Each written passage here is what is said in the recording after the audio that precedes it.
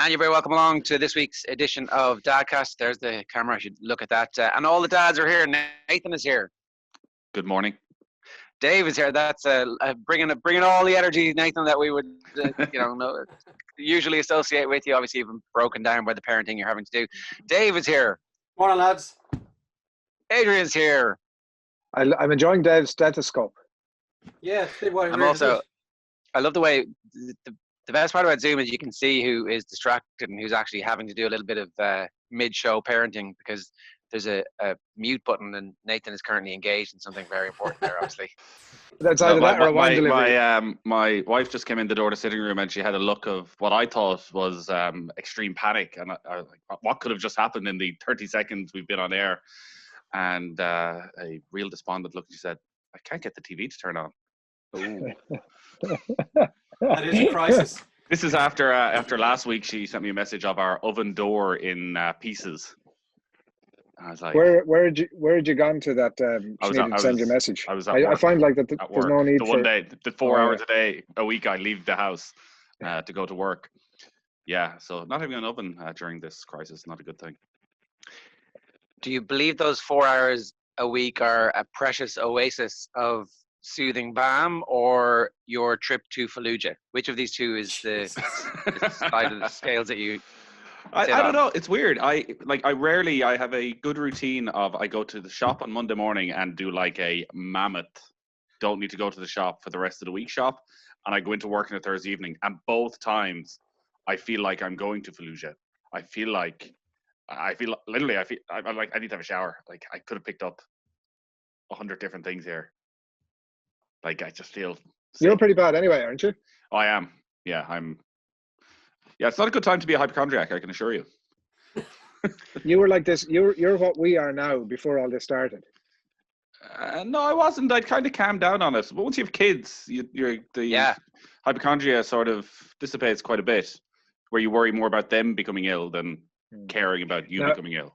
Having said that, I will say that in the last few days that we were all last together around the office, you were the one that I was looking at regularly going, he's got a really smart way of doing that. I must do that, like opening doors and like feeling your way around the building in a way that you didn't have to necessarily interact or touch many things. Well, it's funny when, I don't know if you saw the WHO guy this week saying how, we're all going to have to go back to work probably and live with this, side by side with this. And we need to have strict regulations on who goes into the office in terms of if somebody has any sort of a cough, you might check everybody's temperature on their way into the office. Like anybody who has the slightest sniffle doesn't come in. Like the amount of trust we're going to have in other people, if that is the case. Like, can you imagine what it'll be like if somebody accidentally coughs, something gets caught in their throat? Yeah. Or hay fever sufferers from May, June and July, how are they going to cope? They're going to be the most mistrusted guys in the country.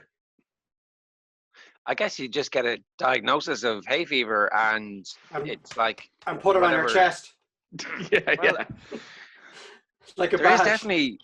There is definitely like a gold star here where everybody is like, oh, those people are safe and those people aren't. Like you would definitely, if you were a science fiction author who was aware of history, you would be a little bit concerned about how are we going to signify those people who have antibodies and those people who don't. Like we had Luke O'Neill on during the week talking about how would sport come back, and he was like, well, you could have the under 30s, for example, play, or you could have anybody who's had been tested for antibodies, and if they have it, then they're allowed play. So you can begin to get stuff back normal. And I'm like, yeah, okay, the world where the under 30s are in charge. Okay, that's that will be quite Lord of the Flies eventually, very quickly. And and what are the repercussions of that? It's like we're all completely useless, just corralled in our homes for another 6 months. I don't like the sound of that. No, I'm not mad about that either. But like there is this increasing feeling for me that the only way out of this is to either, and Luke O'Neill was actually tweeting some stuff last night, I don't know if people saw it, but it was like, by the end of it, I was like, fuck it, this is great, sure, we'll all be back to normal in about 2 weeks' time. The vaccine is here. Don't take that literally. But it does seem like actually getting the thing is the best possible thing at some point when the emergency services are not under the pressure they're under is one of the few ways out of this. Well, just on that, obviously, there's a load of Chinese people who they've tested who had it but didn't have the antibodies afterwards. So it's a bit of a lottery, it seems, if you get it and you have the antibodies. So Wasn't it like you want to, 90 people in South Korea was the thing that I read about? And I don't know as a percentage, because that might still be next to nothing. As in, you might actually be immune to it afterwards still, even regardless of that. I don't know. I ain't no scientist. yeah, this is true. But we should make some wild guesses anyways. Exactly. That's the spirit. So David Brady obviously was on talking about ringing people who needed it, and I think Alan Quinlan was on with you a couple of weeks back saying this is the end of all that influencer bullshit. I really hope that this is actually a profound moment of change for all of us in our lives. I'm just not sure that we're ready as individuals or dads to grow to the point where you're like taking the full opportunity that you have. But it is noticeable, and people keep commenting on this, that you're definitely seeing more parents spending time with kids, kicking balls or going for cycles or going for walks. And you know, in 10 years time, we're all going to look back on this and go, geez, that was a real turning point in our relationship with our kids. Or I wish I'd done a bit more during that opportunity we had when the kids were trapped with us to convince them about the merits of our family. Are you not doing that? Are you not taking every opportunity, whether it's optional or not? Like, I have no option. Every single day, we have to go and find a 2-hour window that we can kill by running the legs off them, playing football. They're mad into wrestling at the moment out in the park. And it's great fun, but it's not like, I definitely want to be there doing it. But if I didn't want to do it, I don't see what the alternative is. Literally the only alternative is for them to watch TV all day. When this is over, what will you do? Will you find a 2-hour window to go and do the wrestling? I probably would have been doing that anyway. Obviously, there won't be as much time if I've got some work to do. But yeah, I would like to think that when it's over, for as long as they're willing to do that, because there will come a time where they just couldn't be bothered spending time with me. But yeah, as long as they're willing to do it, I'd like to think that when this is over, that 2-hour window, don't know will it happen every day. Like, people will still have jobs, but you do wherever possible. And you hope that they have enjoyed it so much in this period of time that they'll still want to go out and do it. I wonder is the key to find a time in the day now that will be replicated no matter what happens afterwards. So like if it's a window after dinner for an hour, that every day after dinner everybody goes and does something together collectively, and that's golden time, irrespective of when the world goes back to normal and how busy everybody gets. You're like, no, actually I'm just going to make sure that this time is hived off. Like I guess I wonder if everybody is going to be as consumed with doing the stuff that we used to be consumed with, that now you realize that really wasn't that important, was it? Yeah, and like you probably realize that at the time, but there's not very much you can do about it. There's definitely something in it, right? Like I think that everybody would accept that the balance prior to all this stuff in terms of family and work was way out of kilter, but it's very difficult to do much about it, and you're just in the cycle of, well, sure, this is what we do and we'll just keep doing what we do. It's probably gone too far the other way now, and so there's probably a balance somewhere. Like it definitely is. Like for me, it definitely is. What I find difficult is that the time that you get with your kids. So like I've said before, myself and my wife are both working full time and trying to balance then entertaining the kids with activities, exercise obviously, and then trying to keep the TV to as much of a minimum as we can, which we're not doing too badly at. But there's probably just it's a fraction too much, because it puts a bit of stress on trying to find the balance between I still have a bit of work to do, or like I need to get lunch, or like there's a myriad of different things. So for me, I think that the balance was way out of kilter. It's probably gone too far the other way, and ideally at some point out the other end, there's just a bit more of a happy medium. Yeah, like it is what is out the other end. Like, is there going to be? It feels like it's going to be a sort of soft return, and that we might be able to get that balance along the way. But also, if the economy has been shut for 3-4 months, I expect there's going to be a lot of pressure on an awful lot of people who sort of probably management might be looking at going, you've been at home for the last 4 months. We're going to absolutely tear the arse out of you now for the next year and try and get as much money back as we possibly can. So I don't know if there is going to be that like you would love if there was, and you could work from home a couple of days a week, and maybe people will be able to work, but the kids will be at school. So maybe it is a bit. I'm just not fully convinced About what? that there will be this radical change when we all return to work in 2 years. It's Go go on. on. No, I was just going to say, like, it's the also the reality is, like, the situation for me is far different than it is from each of the three, as it is different from each other. So, like, what like for me, so the young fella goes to Montessori, and then the I'm 18-month-old, whatever she is now, like, stays at home. So it's a very different dynamic from, like, they would go back to school in your case, and then maybe there's an opportunity to spend an hour or more, an extra hour with them, or an extra couple of hours in an afternoon or an evening with them. Like, it's also different. Like, for vast swathes of parents, it'll just go back to exactly the way it was before. Yeah, the one thing I've definitely thought of is that we need to do less with the kids when all this goes back, because it was just chaos before all this started. Like football on a Monday, hockey on a Tuesday, swimming and scouts on a Wednesday. Something like literally 7 days a week, hockey at 9 o'clock. How do you roll that back, Nathan? I just think it cut out a couple of things. Actually, the kids, it turns out, are perfectly fine not having something to do every single day of the week. As you say, they can just go outside and play with themselves. Ew. Jesus Christ. When did you know that lockdown had just become a bit too much for everyone? One thing I've noticed, and it's maybe a throwback to a previous generation, but I'm the full-time dad at the moment, and my wife is up in the attic working. I'm actually sitting in her office at the moment, and at 6 o'clock she comes down the stairs, and I'm not literally, because they are 3 and 5 years old, but I'm almost literally picking the two lads up and just and just handing them to her. Now, they'll have had their dinner at that stage, and if a bath is required, that will have been done, and the kitchen will have been tidied, and the clothes will have been done and everything. But she's knackered because she's been worked to the bone at the moment. And she comes down, and I'm just going, right, see you later. I'm off out for a run, or I'm going to watch some sport, or I'm going to do some reading. And that must have been what it would have been like maybe in generations past, where your mother's looking after you all day, and your dad comes home from work, and I don't know, did she check out then? But that's definitely what I'm trying to do. Just check out at least for half an hour and just say, do you know what? I'm physically and mentally exhausted here. And is your wife giving you that half an hour? It depends. It depends what I've got done during the day. If I've got a bit of work done, or I've got some exercise done during the day, well, then it isn't as necessary for me to bail out. But last night I left the house at about 6:30 and went out for a run, and what an unbelievably beautiful evening it was. And it was an hour of absolute bliss. And I think that is so important for your headspace. But she didn't get that yesterday because she worked all day. When she came downstairs, I was gone then for an hour. And then bedtime starts and all that process.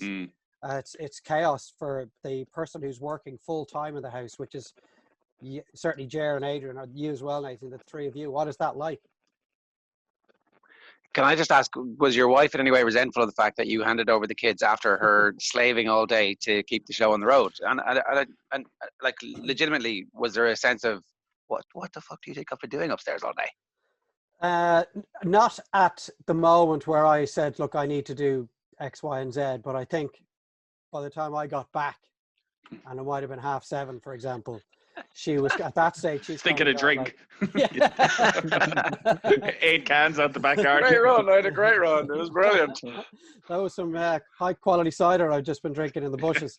At that stage, yeah, she's probably going, look, I've since 9 a.m. and it's now 7:30 p.m. There hasn't been a stop. There hasn't been a break to this. But what's the alternative? Like, for example, if I don't get some sort of physical exercise done every day, I think I will go insane. So it has to be done at some stage. And it's hard to do it when you're trying to look after the two lads. Is there any way you could do it at lunchtime where she comes down for lunch and sits there, and you've made the lunch for the three of you, the four of you, and you go and leg it, and by the time lunch is over, she can go back up? Well, she is actually a lot of days using her lunchtime as her chance to get her workout done. Okay, fair enough. I've been eating and drinking since this started like it's Christmas week, and I have had at least one beer now for, I actually don't want to publicly say how many consecutive nights. 21 days. And I've managed to get some exercise done on each of those days as well. So there has to be some way to cancel this stuff out. Yeah. I'd say you guys are eating better and drinking less than I am. Oh no, I'm definitely drinking. I have a sense that I don't know how to quantify it, but a lot of employers, in the experience of people that I've been speaking to, are understanding of the fact that you can flexible hours for a start. So it's not going to be for everybody. It isn't possible for everybody, but like that, if you have to do your 7 or 8 hours a day, whatever it is, that you'll get them done. Some of that might be from 11 p.m. to midnight, which gives people a bit of flexibility. If you want to spend an hour with the kids during the day, or if you need to spend an hour with the kids or two during the day, or if you need to get out for a 30-minute, 45-minute run, that's a thing that I think is definitely going to exist out the other side of this, that bit more flexibility from employers in terms of people's ability to work in strictly business hours. It also is, even the staying at home part, a sort of unreal situation in terms of, like, we're stuck inside our houses. So if you were a full-time stay-at-home dad, you would have a routine whereby you'd be getting out every day for probably half the day. You would be, whether it's going to play centers or To the park, meeting up to with the people, beach. you would have it. Yeah. You'd get yourself into, which you can't do. And also, like the biggest stress is like the constant demand for food. From the moment they wake up till the moment they go to bed. Oh, God. It's, can I have a snack? You just had your breakfast. Oh, but can I have a snack? I'm hungry again. Oh, you wait till lunchtime? No, I'm hungry now. Like, it's like, oh my God. And then, I don't like that. Oh, gee. Whereas, like, generally, again, you can eat out a little bit more. All the things that sort of can ease a little bit of the pressure just aren't there. So, like, I don't think it's quite the equivalent for most people of what being a stay-at-home mom or dad What it will be like. to this would have been, or what it will be like. I've tried to outlaw the phrase "I'm bored" because it's just very few phrases that my children can utter get my back up more than that. You may have just spent an hour or two playing with them. You might have spent a bit of time trying to put something together that they can then play with. You've sat and watched something. You've sat and read with them. You've been playing football with them. And 10 minutes later, I'm bored. I'm just like, there's a room full of toys in there. There are some children in this world that have absolutely no toys. You got a back garden out there. There are children that are living in apartments with 2 or 3 siblings and have nowhere to go. Get out and don't utter that phrase again. All of which I'm sure means absolutely, your kids are looking at you going, what's an apartment? Yeah. This is the toned down version. Why would I ever care about anybody else? Yeah, why should I care is my one, actually. The other thing that has been very noticeable is just how much sound carries, and how the realization, the penny dropped on in our house, certainly in the last 48 hours, that we are in fact the neighbors from hell, because we have windows open to air the house out, and we've just been doing a bit of painting, and you can hear everything. You can literally hear everything, to the point where recently somebody asked us, who's learning Twinkle Twinkle, because the kids are playing a keyboard, and I was like, oh, if you can hear that, you can hear all the shouting. All the shouting.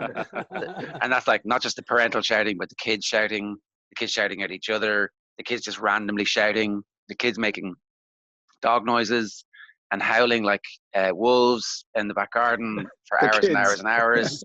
The meltdowns, the tantrums, everything is audible. And I notice how quiet it is out the back garden, that we seem to be the only ones who have this kind of current scenario. And I'd like to take this opportunity to formally apologize to the entire neighborhood if any of you are watching. So, well, you can understand now where your mother was coming from. Every Irish mother was constantly putting her finger to her lips during the summer when the windows were open. The neighbors will hear. Do you have to be so loud? And you're trying to ask her something. You're like, well, what time does this start? And she's going, shh, shh, don't be shouting. Now I understand where she was coming from, because there's been days recently where I have cringed, where the two lads are roaring at each other, using expletives that they really shouldn't be using at their age. And I'm just thinking, what must the neighbors think of us? They must think we are some sort of subhuman species that have absolutely no control over our children. Our two lads have discovered that it's funny to pull your pants down. Well, it is. I mean, that is a timeless gag. Yeah. Their own or each other's? Both, whatever. Bouncing around on the trampoline, flapping in the air. Well, on next that, door Nathan, neighbors cocooning in their garden. the amount of Oh my times, God. now I've never done it because like it's inappropriate. The amount of times, Naked trampolining. no, we're out of time I consider only after hours. The We amount know of that's times not true, Dave. The amount of times I've considered jocking my own kids, thinking like, because it was so funny when we were kids. But I know that as soon as I do it, they'll both look at it, see me laughing, think this is actually hilarious and it's admissible, and they will then start jocking each other and other people in public. So I have never done it, but I if I'm in the garden and it happens that one of them jocks the other, I will be bent over double with the laughter. It's an important life skill, Dave, you know? I was at a football match once where it was an adult game. We were playing, and one of our guys was taking a throw in, and one of their subs jocked him while he had his hands in the air to take the throw in. And needless to say, it was absolutely hilarious. Did the sub get sent off? No, the referee thought it was hilarious as well. Oh God! And how is everybody putting the actual hours in? What are you doing, Dave, for your 2 hours a day where you're getting out running the legs off? Well, we're going. There's kind of 3 parks within 2K, so we try and vary it. We'll Bloody hell, scoot. Dave. We'll scoot or cycle down to one of them, and so that might take, depending on which one we go to, it might take 15 minutes, 20 minutes to get there because the 3-year-old obviously isn't as quick as the other fella.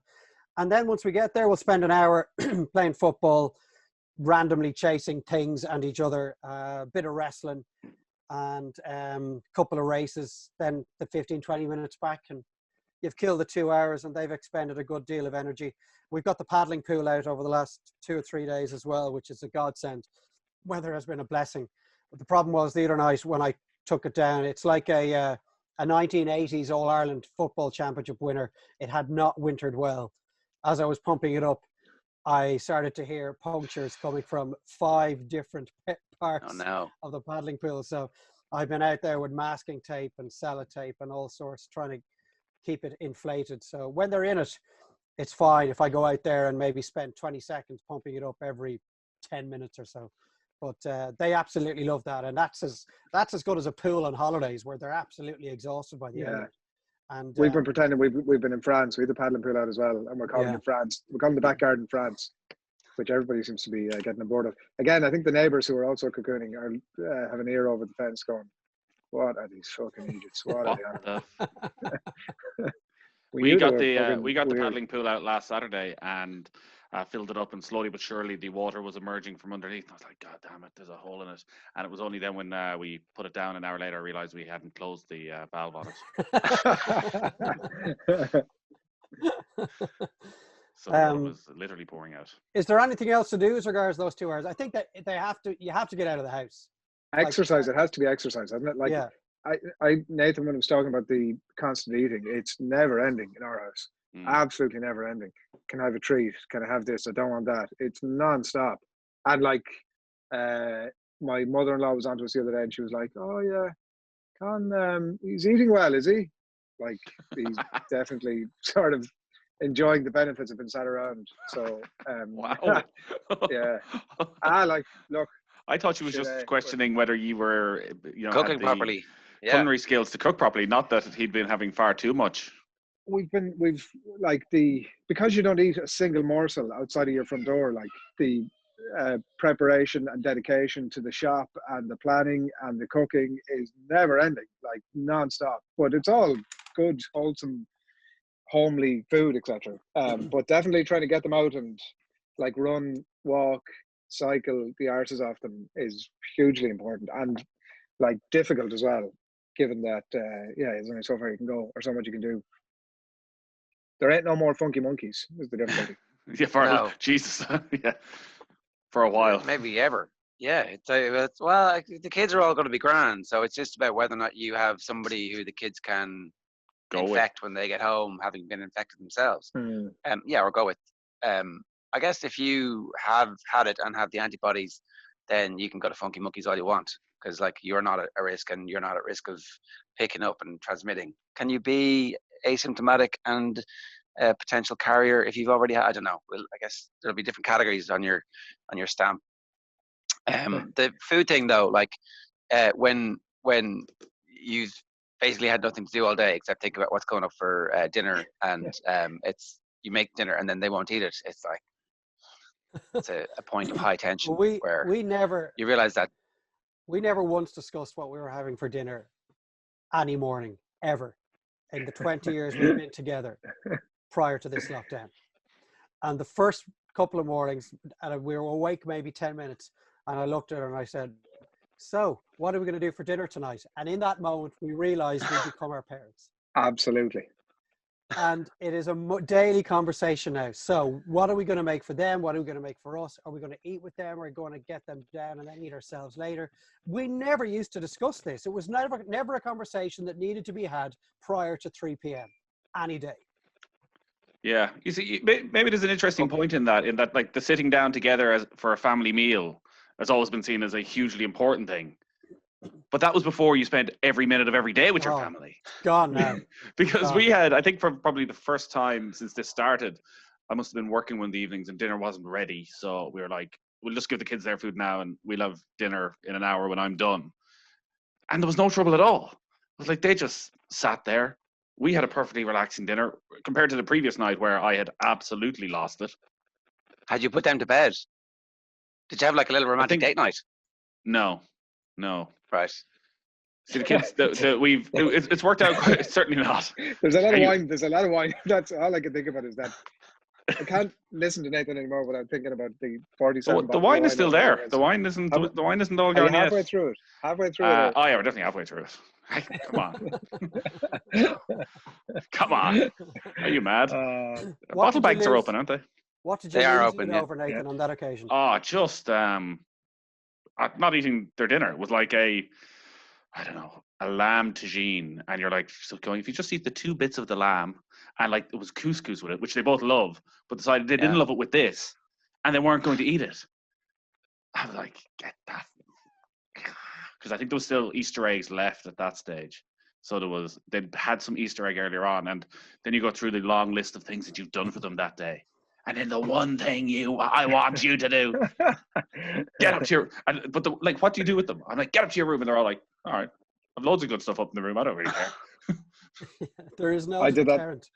I did that with Con the other week, the exact same scenario, like is now beginning, and this might be to do with the amount of food he's eating. He's getting prone to a little bit of a nap of an afternoon, but I had no nap, and it was must have been about 5:30, 6 o'clock, and he was refusing to eat the dinner, and I was like, listen, any more of this now, I do this thing where I give you 3 seconds. And I know after that 3 seconds, he's either going to play ball or he's totally lost the plot.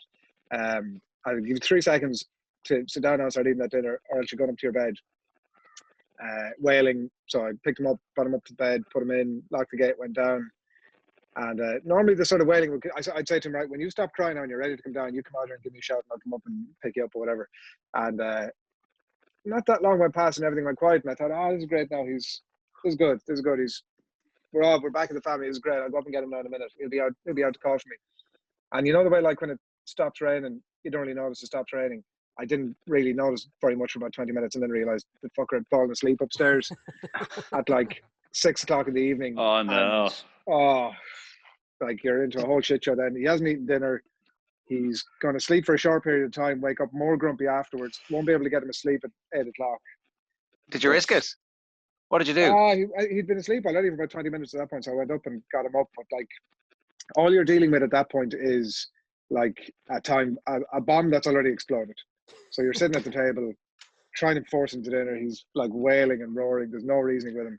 You get some peace of quiet when you lash on Paw Patrol. And no temptation to actually just let him sleep and see what happens as an experiment. So if he was to go to bed hungry one night, you wouldn't feel so guilty. He would sleep the whole way through to 9 o'clock the next morning. It's an excellent point. It's an excellent point. I might try that again. The main thing was the protection of particularly my own sleep was central to all my motivations. Yeah. And the consideration that he's going to wake up now at 3 o'clock and want his shepherd's pie or his lamb tagine or whatever. At which point I can't be dealing with that. So, Sleep it's hasn't fair point. sleep hasn't been great. There's definitely been a lot of people awake and up and weird dreams throughout the house. So I'm hopeful at some point that we're going to turn the corner, but we haven't just yet. There's definitely like a lot more people getting out of bed and wandering around and kind of what's going on here? What about the kids, eh? Hey. We've had the complete opposite. Like people have never slept as well. Right. Like there's the baby sleeps till nearly 8 o'clock every morning. Right.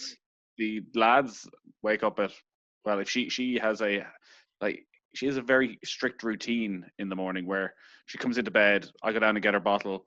She comes into bed, she whacks me and goes, bottle. I go get the bottle. She throws her suit across the room, drinks her bottle, throws the bottle across the room, gets 4 Mr. Men books read, insists that everybody in the room, which is generally just myself and my wife, sings Row, Row, Row Your Boat twice. Generally. Then she goes up, gets up, wanders into the lads' room, shouts at them to try and wake them up. If they don't, she comes back in and goes downstairs. So if she doesn't wake them up, they'll stay asleep till 9. But they're not going to bed till 9. And God knows what time to go to sleep.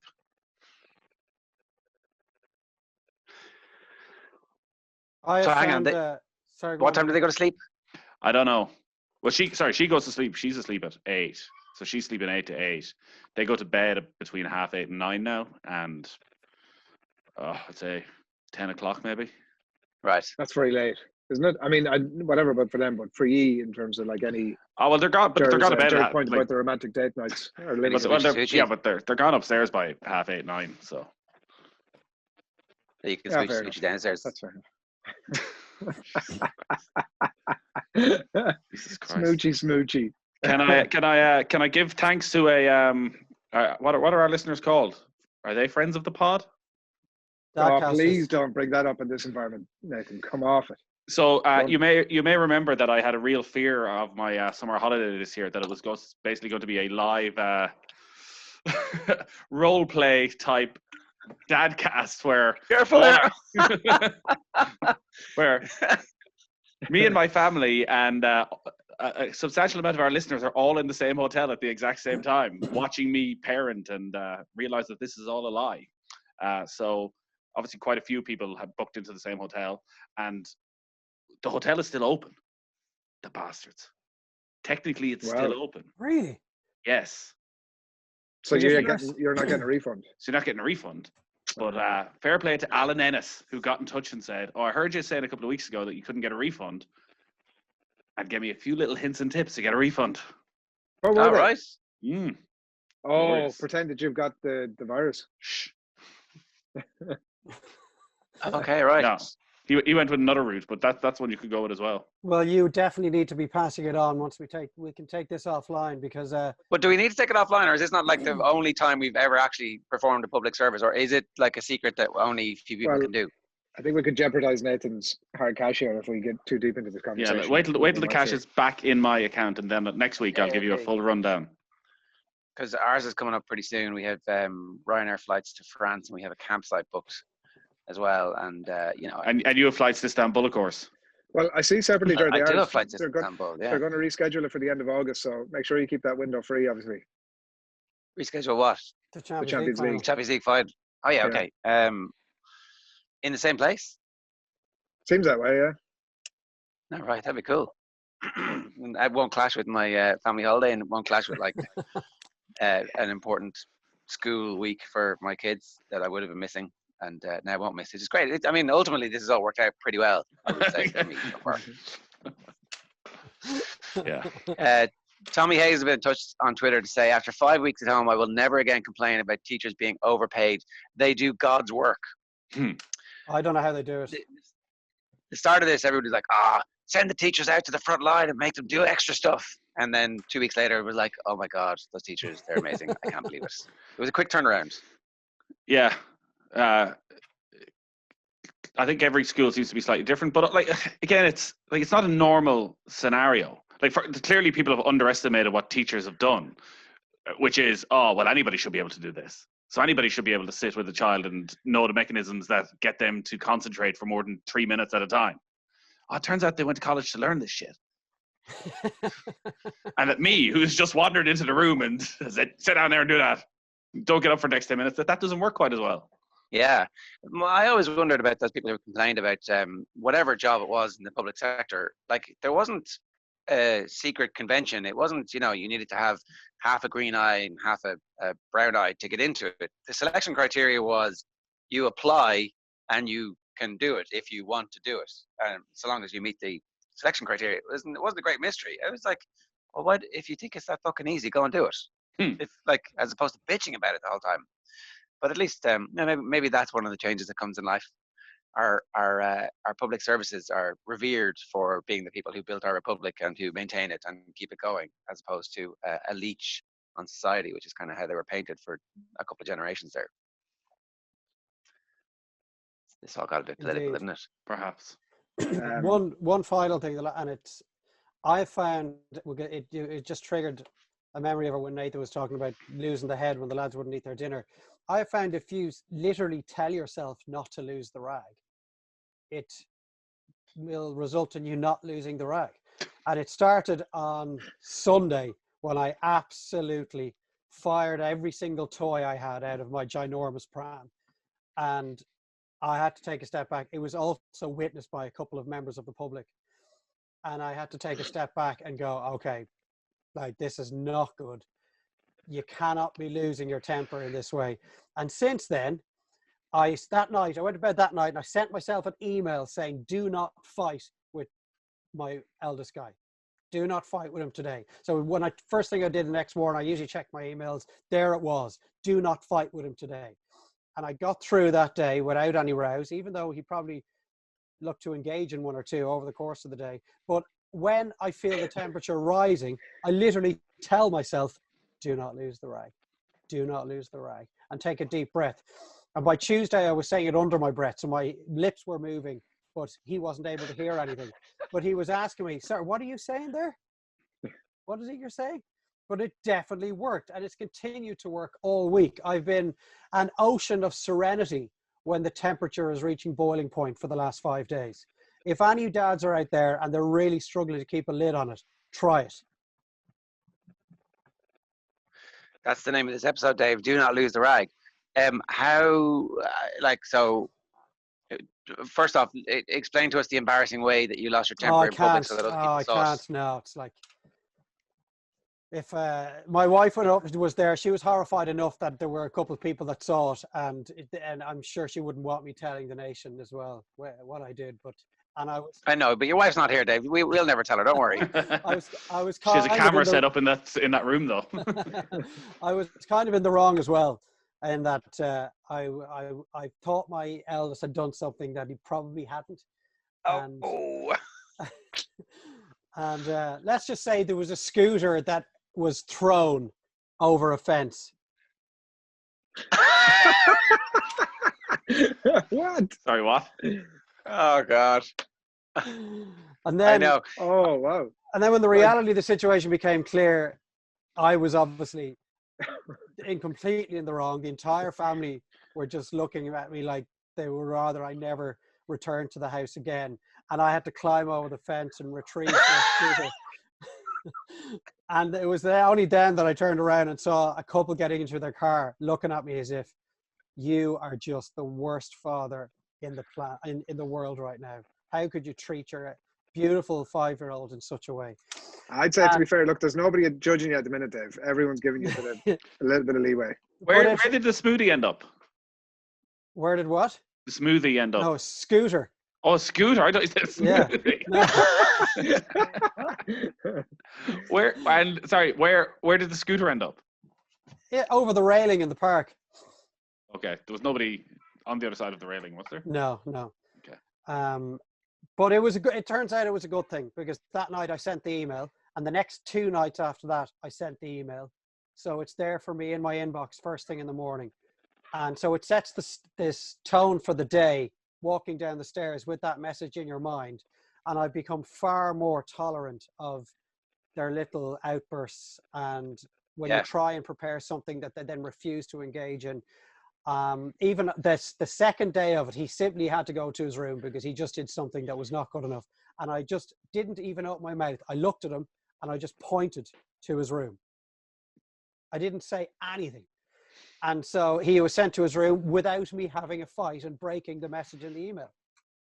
Well, that's pretty good. Well, we're trying. What's happened to Adrian? I think he's probably gone back to do his day job. Am The I bit that he talked still about. here? You're still here, but not in. Yeah, I'm getting a call elsewhere. Can I just jump out? Can I just bounce out of this now? Is that You it? can, I'm yeah. gonna You can remove just, you here. I'm gonna remove you. Right. Yeah. Good luck. More The parenting next power week. of the host. So I had a not entirely dissimilar situation. Somebody, so we bumped into somebody when we were out on our walk and did our social distancing thing, and they recommended a local park to us. And sure enough, the next day we went down to that local park, and there was an incident where somebody stormed off and was just generally being a bit mean to the other siblings, and I would like after going and Always helpful. and they were standing beside like with their back to me at a wall, and then 5 yards from where she was standing, the person who had recommended that we go to that park walked past and went, "Oh, hi." I recognize that hat, and I'm and I'm like, "Hello." Like, right. Caught ranting at your own children by people who, up until that point, I thought you were perfectly rational and sane, and you're just not. You're just like completely irrational about it. It turns out nothing. That's the thing. It turns out none of this stuff is actually important. You're getting angry about nothing. If you could just step back and look at yourself going, why do you give a shit that they don't do this one thing that you told them to do? That actually, if you were told to do that one thing by somebody else, you're going to, oh, I'm not doing that. Why would I do that? That's a stupid idea. I'm doing my own thing here and I'm busy. Can't you see I've got my own world that you're just interfering with now for no reason? So what is it? Do not lose the rag. Do not lose the rag. Yeah. It's like a mantra, Dave. It is. It's just, well, it's like a place kicker standing over a ball, like saying whatever little phrase he or she needs to hear in their mind at that moment in order to keep themselves in that moment and in the zone. So whether it's just like, what was the movie, The Patriot with Mel Gibson? Aim small, miss small. Is that what it was? Something that you just whisper to yourself, do not lose the rag. Even when all hell is unfolding, do not lose the rag. Do not lose the rag. And it buys you 2 seconds to take a breath and speak calmly because no child is ever calmed down by an adult roaring in their face. No, it's the opposite, isn't it? Yeah, it just riles them even more. Yeah, and here's the thing: they're now at a stage and an age of life where they're going to remember what your temperament was like, as how it is now. Like this is the formative years where they're like, yeah, my parents were a bit angry actually. They spent a lot of time being angry at me, and I'm not really sure why. I must have been I must have got into a lot of trouble. But actually, they're all really good kids. Yeah, I do worry about that. I worry that in 10 years' time they'll remember me as being an angry person. Yeah. There is a fear for me that may transpire. So it's definitely something I have to be cognizant of every day. It might be true. Like that's that I am an angry person.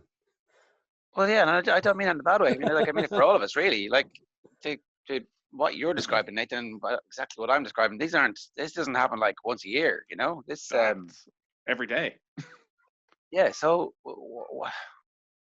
I mean, I don't know. I guess it is actually anger management issues when it comes to. Well, I guess that's what I'm literally doing. I am managing my anger these past few days, and I'd say, Nathan, you're right. I'd say in the days before the scooter incident, we'll call it Scootergate. I'd say it was a daily occurrence. I'd say I was blowing my top certainly once every 36 hours, and it hasn't happened once now in 5 days. Wow. So I'm literally managing my anger, and I just do not want them when they're teenagers to remember me as someone that clearly loved them to bits and did an awful lot with them, but was given out a lot and got angry a lot and annoyed and irritated a lot. The repercussions are really serious because because imagine they will do stuff in their teenage years which are mistakes, and if your response, or if they think that your response is going to be to blow your top every time, well, then they're not going to tell you what they did. Yeah. And so they're going to get even deeper into trouble, as opposed to coming to you and saying, this situation occurred, I did this thing. And you could calmly say, well, actually, I have a fairly similar story in my background, or have you thought about maybe taking one of these two options here, this might help you to overcome that, as opposed to bottling it up, keeping it inside, and then it becomes much worse. So like this is really where you lay the groundwork. And look, maybe And this whole thing is an opportunity. That already happens in some ways. Like if one of them has an accident, you know, a toilet-based accident, I do, certainly the older guy, I do suspect fears telling me. It probably goes back to the toilet training days where you were Constant anger. Well, you were so proud and pleased with any progress that when there was a couple of steps taken backwards, that I probably didn't react the right way. And I'd say it goes back to those days. So there'd be the odd time I might see one of them sneaking around, and it's because they don't want to tell me that, you know, something has taken place. And it's I have to watch that. I have to mind that, because if they're not willing to tell me if a tiny bit of wee has come out, they're definitely not going to be willing to tell me that, like, you know, they've been a bottle of hash. Exactly. Exactly. Or worse, got caught. Yeah, and I've been arrested. Yeah, that escalated quickly. Right, I gotta go. Right. All right. Another Dadcast is in the books. If anybody wants to get involved, Dadcast at offtheball.com. You can get us on Twitter at DadcastPod. I hope you enjoyed it. Leave a review on iTunes if you can. That really helps. And we'll also read out the reviews in the next couple of weeks. See you next week.